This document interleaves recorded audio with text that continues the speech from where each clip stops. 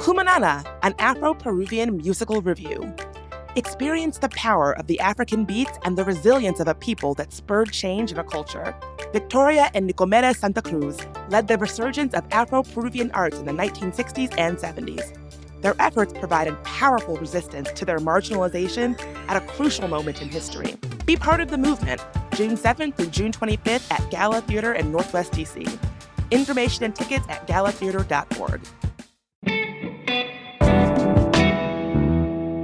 Today on CityCast DC, it's our next installment of our Summer Entertainment Guide, presented by Clyde's Restaurant Group, where we help you make the most of this short, sweet season that's upon us.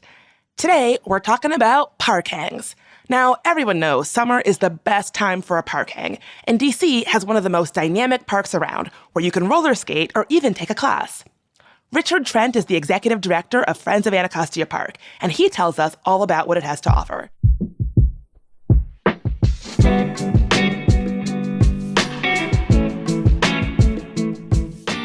Today's Tuesday, June 13th. I'm Bridget Todd, and here's what DC is talking about.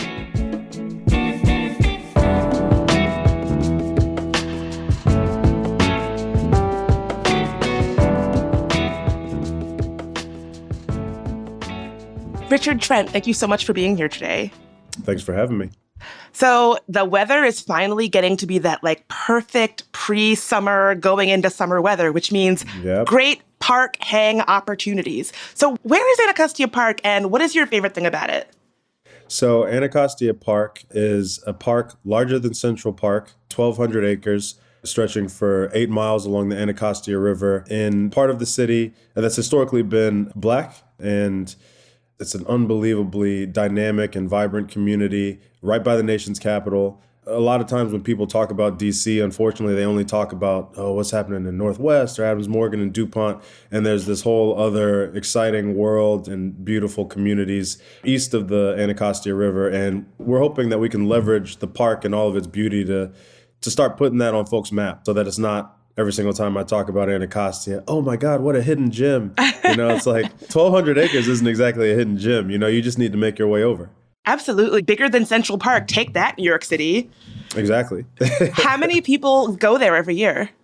The National Park Service estimates around 1.7 million visitors. Not as many as the 25 million or so estimated that go through the National Mall, but still almost 2 million folks coming to Anacostia Park every single year is not too shabby. And we know that, especially as the 11th Street Bridge Park comes online and starts to draw more resources and attention to communities east of the river, that number is only going to grow. There are so many things to do at this park and so many different flagship events. I truly don't know how you all do it. One of the biggest is Late Skates, which happens every second Saturday every month. What is that event like and who is it for? Who goes? Yeah, so the magic of our organization, Friends of Anacostia Park, so we're the official philanthropic partner of the National Park Service in Anacostia Park, but also we are a convener, a meaningful convener. So a lot of the time, the work isn't really that hard because it really is just a function of the robustness of our network. Our real strength as an organization is just activating the park as a convening point for all these different groups who have a vested interest in the uplift of the park. And that really is encapsulated in the Late Skates, which happens every last Saturday of the month starting in June. So June to November, we bring 500, 600 plus folks out to the Anacostia Skating Pavilion, the only skating pavilion in the National Park Service portfolio. And it's unbelievable. You just have to see it in action. It's free boat rides with Anacostia Watershed Society, free skate rentals, tabling from local community-based organizations. It's really exciting to see. We got the hand dancers out there. That's a group of elders who gather every week and just commune and dance and play cards, play spades, and grill out. There aren't that many opportunities in DC, sadly, where Black and white residents, new and old residents can go from strangers to friends over the course of an afternoon. And we like to think that Anacostia Park is one of those final third spaces in the city. And we're just trying to make sure that folks are fostering that kinship in a healthy way. I mean, all over the place, I feel like third spaces, which we know are so important, so that's a space that's not home or work, that you can just exist, are disappearing, but they really are the fabric of so much of city life. That's why people live in cities, being able to go someplace that's not work and not your house to just exist and have community. Yeah. So much of the conversation, even nationally, around gentrification and community change is just around like, we need to stop such and such from moving here. I think folks need to be realistic that people are going to move where they want to move, but what you can impact is how folks ultimately show up once they end up in a community. Like my wife and I have owned a house here in Anacostia for almost a decade, but in a lot of ways we have to recognize that we probably consume in some ways like gentrifiers, right? And so we make sure to carve out a lot of energy to connect to residents, longtime residents who have been in the area for a while, who can school us on the history so that we're grounded in the sense of who are the champions in this community before we showed up, right? Who are the heroes of this community? Who's got that vast network where at the drop of a hat, they can get 100 plus people down to the skating pavilion. Once you start to understand those sorts of things, that's when I feel like you become a real resident of a community as opposed to just, I bought a house here and I go to the cafes here, so now I'm an Anacostian. It's not that simple. And so we like to leverage our community events to ensure that folks are coming correct when they show up in Anacostia Park and not just thinking, oh, I'm an Anacostian because I own a house here.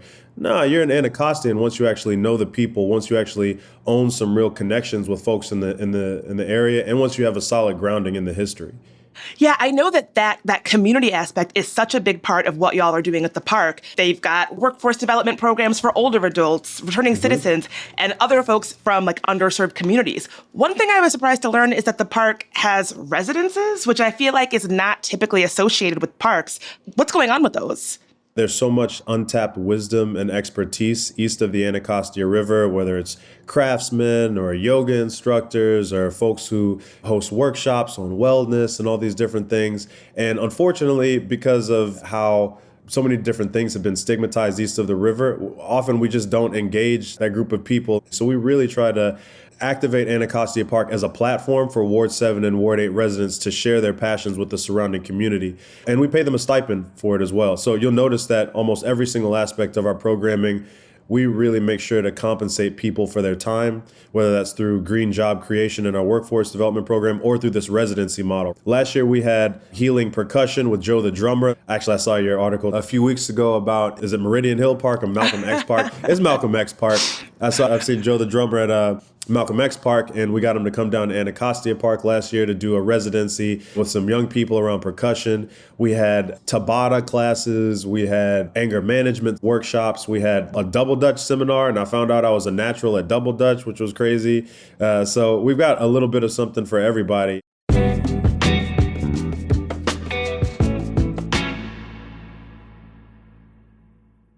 Did you know that fashion is often used to confirm identities, challenge social structures, and display personalities within the Indigenous community? It is fascinating, and to learn more about how fashion shows up in culture, check out Youth in Action, Wearing Our Pride, a fascinating panel discussion that's available now online on demand. It's part of Youth in Action, Conversations About Our Future, an online series hosted by the Smithsonian Institution's National Museum of the American Indian. These moderated panel discussions serve as a national platform to amplify the efforts of Native changemakers from across the Western Hemisphere who are engaged in civic and social justice work for the Indigenous peoples. Just go to americanindian.si.edu to learn more. Let me tell y'all about one of my favorite spots in DC for live music, the Hamilton Live. Located near the White House, the Hamilton Live is the spot for music, entertainment, and innovative dining. Just check out their calendar of shows. They have such a variety of music from pop, rock, blues, bluegrass, to New Orleans jazz and jam bands. Just to name a few, they've got Joan Osborne coming on August 5th, Megan Maroney coming on August 23rd, and Keller Williams coming on August 3rd. With live performances by local and national artists covering a variety of genres, the Hamilton Live offers something for every musical taste. It's a vibrant and energetic atmosphere for music lovers to relax or dance the night away. Just go to live.thehamiltondc.com/listing to learn more. That's such a variety of different programming offered at a park. I feel like going to your local park to take an anger management class is not something I feel like a lot of people would think to do, but this park offers that. We like to think that our work and what we stand for as a friends group is shifting the national conversation around environmentalism generally. If you think of a friends group, you probably think of, oh, Grand Canyon or Yosemite or some of these storied national parks across the country. And those friends groups are mostly preoccupied with the conservation aspect and protecting certain species. But when you have an urban national park like Anacostia Park, the moral imperative is different. And so it's not just about conservation, it's about the conservationists, right? And how healthy are they? How empowered are they to actually be stewards of the land and water? So yeah, you aren't going to see anger management seminars probably at a Yosemite or a Grand Canyon, but those aren't urban parks, right? Those aren't national parks that are abutting stressed communities, historically under-resourced communities, BIPOC communities. So we try to make sure that our programming is responsive to the needs of the community. And that makes sense, especially given that this park is so historic. Like, I know there's a very colorful history with the park. Even the name is historic, right? Absolutely. So the park is named after the Anacostia indigenous people who roamed this land, ruled this land for many, many years before the arrival of colonizers.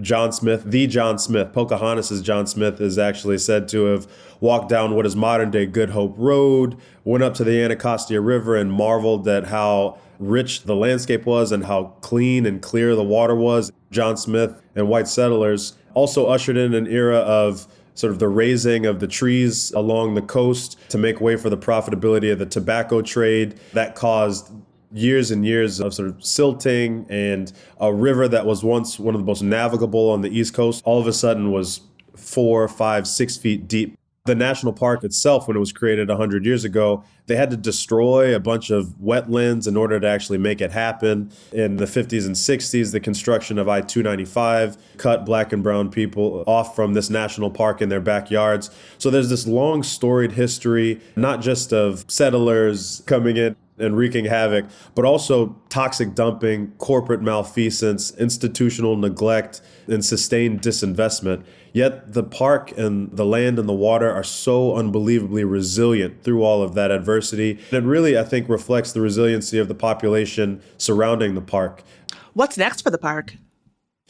So there's a lot going on with Anacostia Park, and certainly the arrival of the 11th Street Bridge Park has, we think, increased the need to start drawing more resources to Anacostia Park. We want to make sure that basic things like bathrooms and ADA compliance, nice bulletin boards, that those are some of the things that people can expect when they get to Anacostia Park. We want to make sure that the arrival of 11th Street Bridge Park also leads to more and more folks exploring this storied and beautiful park. You've mentioned late skates. Are there some other summer activities that we should be on the lookout for? Yes, so we're hoping to have a Black Books Matter festival with Mahogany Books, which is super exciting. That's a Black-owned bookstore right outside of the park in Ward 8. We're hoping to do an outdoor art exhibit with Life Pieces to Masterpieces. We're hoping to do go-go concerts all summer long in partnership with Omrao Brown and his production studio Shine On Me. We're trying to work with the Anacostia Community Museum to highlight women in the environmental justice movement. So all those dates are forthcoming, but a lot of engaging programming slated for Anacostia Park this summer. Oh, so exciting. I can't wait to check out some of those events. But Richard, big question. What is your favorite way to spend a day at the park? Oh, man, that's easy. I would start off with our community fishing program, 10 a.m. on Saturdays. Show up at the riverside at the Anacostia boat dock right across from the skating pavilion. I would probably walk up into what's called Northfield. It's like this massive, massive expanse where they used to have Malcolm X Day and big concerts. But now it's just this gorgeous expanse in the middle of DC. I'd probably bring my dog out there and let her crazy little self run around and tire out for a few minutes. I would make my way over to the skating pavilion, strap on a pair of skates, even though I really don't know what I'm doing. Then I would pick up my kid and probably bring him over to the pirate ship playground right at the center of the park at Nicholson and Anacostia Drive, and just take in the rest of the afternoon that way. What a perfect Saturday in the park. Yeah. Richard, thank you so much for being here. Absolutely. Thank you so much for taking time to learn more about us. I appreciate you. Now, I know you want to visit Anacostia Park now, so here's how. Just take the Green Line to Anacostia Station, which is just a 5-minute walk from the west side of the park. You can also grab the 32 or 36 buses from downtown DC to a corner stop that's just 10 minutes from the middle of the park. Enjoy!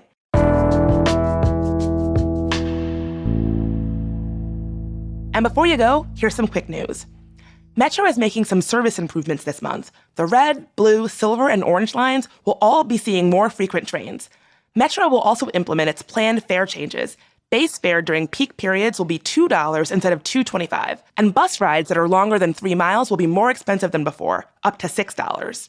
Meanwhile, Mayor Muriel Bowser and city officials gathered yesterday to show off the progress on the McMillan site. The development project has been mired in legal and developmental battles for years. The 25-acre site located at North Capitol Street and Michigan Ave is meant to become a community center and park, along with housing, a grocery store, and offices next year. Also, Loudoun County schools are grappling with an increase in hate speech and racial slur incidents. There have been over 850 incidents this year, and the most common issue is the use of the N-word. It's a problem plaguing schools across the D.C. metro area. Loudoun school officials are offering trainings and professional development sessions in response. And finally, the Potomac River is on hourly drought watch since the water levels have become so low. While currently the flow is enough to meet water demands of the area, there's a chance that the authorities will have to release water from the upstream reservoirs to maintain D.C.'s drinking water supply. This has not happened in over a decade, so let's hope we get some rain soon. That's all for today here on CityCast DC. And if you enjoyed the show, why not tell your friend who you can't wait to go to the Anacostia Park with? And subscribe to our morning newsletter by texting the word DC to 66866. We'll be back tomorrow morning with even more news from around the city. Talk to you then.